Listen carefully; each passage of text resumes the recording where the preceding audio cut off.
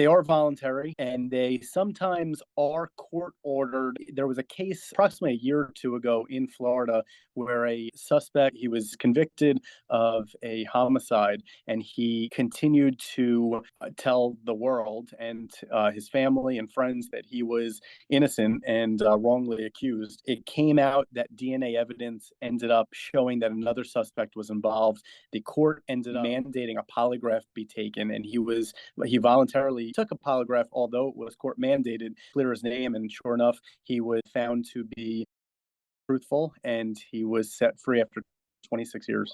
Polygraphs, although they're not admissible in court, if both sides, the defense and the prosecution, agree to allow the results in court, then they are admissible in court.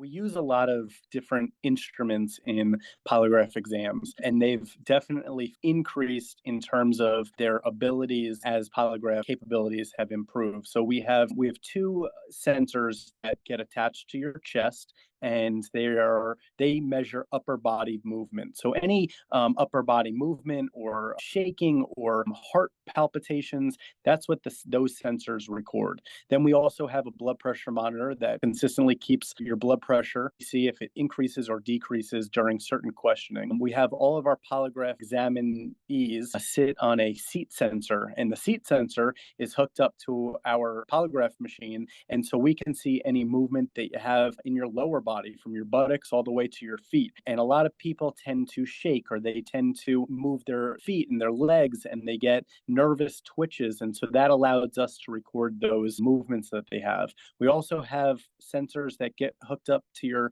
fingers, and what they do is test your sweat gland activity. So the more times that you end up lying or being deceitful during a test, the likelihood that you're going to increase your sweat gland activity level. We also have a sensor that hooks onto your finger, and that shows the blood that gets pumped to the surface of your skin. So the more times that you're being deceitful, the more likelihood you're going to have your blood pumping at a faster rate and a more powerful rate throughout your body.